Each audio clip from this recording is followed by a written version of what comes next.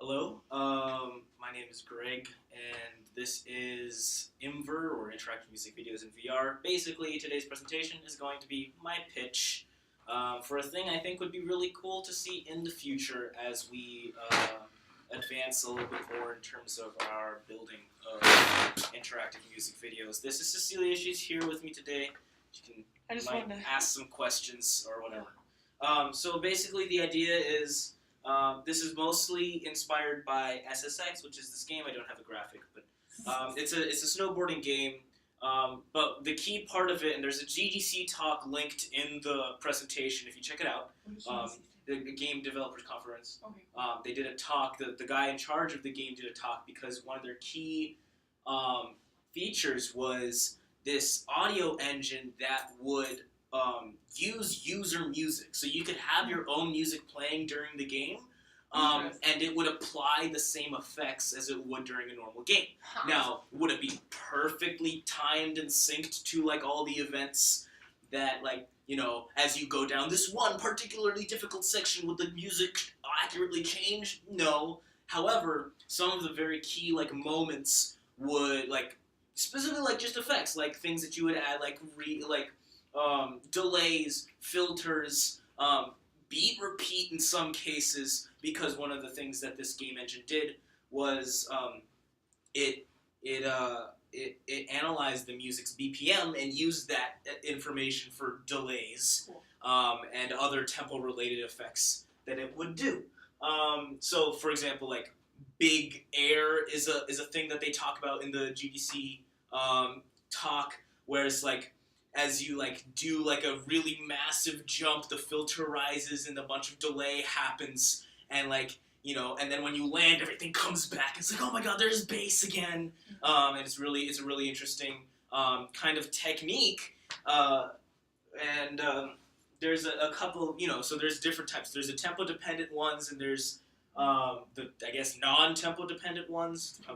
Or not. Yeah, exactly. Because in some cases, depending on the type of the genre of music you're intending to put into this, some of the music that users might choose to put into your engine might not have a really clear and well-defined tempo that would be easy to analyze by an engine. Chopin. But for instance, Chopin, or has a lot of time changes like prog rock. There's the biggest issue is there's no control over it. So in some cases, you might want to make your effects not dependent on tempo, but they're getting, Serato has this, it just analyzes the file and just comes up with a number, whether that's accurate. It depends on how, who the target audience is and what is expected to be used with the system kind of will inform the effects that you intend to use.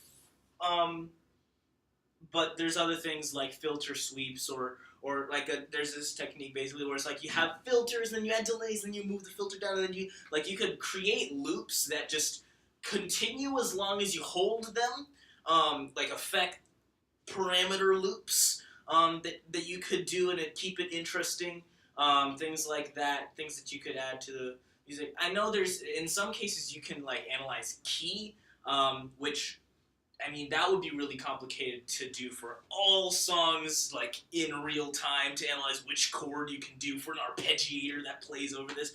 Might be a little bit more difficult. I don't want to write it out completely because I'm actually less informed on, those types of tech. I wish I was more informed because they're really interesting, analyzing a song in real time. Probably complicated. And especially at Berkeley, where we invent a new chord every day, it would probably be even harder, some of the music that we listen to. But that in mind, I think it's also important that I'm here to describe interactive music videos.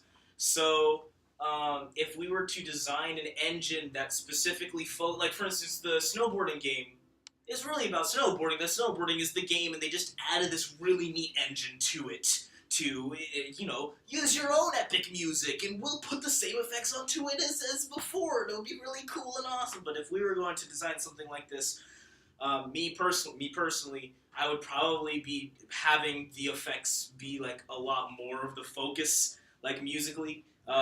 So but the thing is, like, with that, you could also design tool sets not only to change the music, but also to change the visuals around you. For example, this is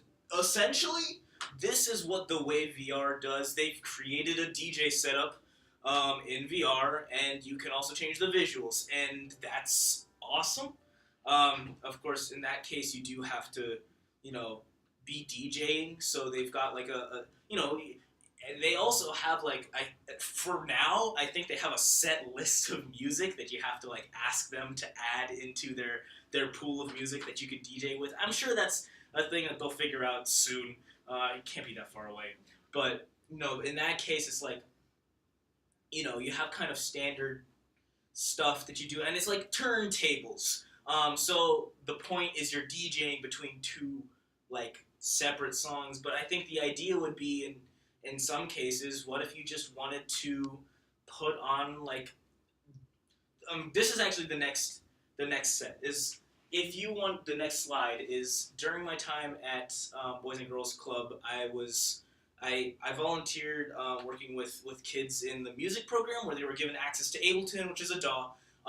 What I noticed is they don't really want to create music in the most cases. Like it's like they do, and in some cases you can teach them a little bit. What the primary focus usually was downloading beats off of YouTube and rapping over them. Like so they used Ableton more as a recording thing, like because they didn't have Logic or Pro Tools or anything. They just recorded themselves over YouTube beats and then enjoyed that. That was the thing that they did with the music. So I was like, wouldn't it be cool if we gave them a tool that was super easy to use to change the beat as they were rapping over it? And that, so this is a really genre-specific kind of thing. This is more towards hip-hop, which tends to have generally a lot more consistent time signature. Usually it's 4/4. If you're Kendrick Lamar, that is not true. And if you want to switch your beats in mid thing, you can totally do that. But for the most part, these kids were using just things they downloaded off of YouTube that producers put on there because they want to get exposure and they want people to rap over their things, and it's kind of a symbiotic relationship kind of thing. So I was thinking, wouldn't it be cool if using that kind of already existing YouTube beat framework, you could give these kids not only just a place to record themselves rapping over it, but also a way to really put on a performance for people, not only through rapping, but also they could change the music just a bit. And this is my own personal like idea of how you could use music engines. I'm sure there's other ways you could figure it out, but like for now, like this is the kind of frame of mind that I'm thinking of it is like, wouldn't it be neat if you could just perform your own freestyle over a YouTube beat that you found, and not only is it just the YouTube beat, but you can also like suspend the downbeat. You could put a filter, you could have a riser in there that you could trigger, and through your movements of your hands, you could like do some scratching, like really simple scratching. So are you talking about the user or the developer? What do you mean? When you say you, are you talking about the people who The are user. So the user would. So the idea is like you could get good at it using our toolset, and depending on how like involved the things are, I mean, it would just be a little bit more than DJing. Which actually the people at the Wave VR are like, you know what? We've kind of limited ourselves to just the standard DJing setup just to make it easier for DJs in the real life to get used to our program. But nothing says it has to be like that. So if you designed your basically DJ setup in a way that's just like cooler and has more visual effects every time you make a move. If you is okay. Yeah. Sorry.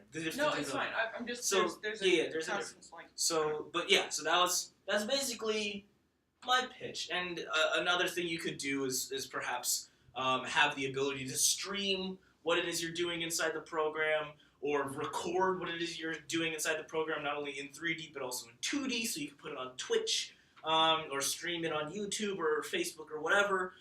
It would be a really interesting kind of fun tool to use. That's kind of where I took the SSX music engine and what it could be used for in VR. It doesn't have to be, the music again doesn't have to be the focus. As I kind of tend to put the emphasis on because I'm a musician. The way it was used in SSX is perfectly valid. It was really cool, actually. But that is a presentation on audio.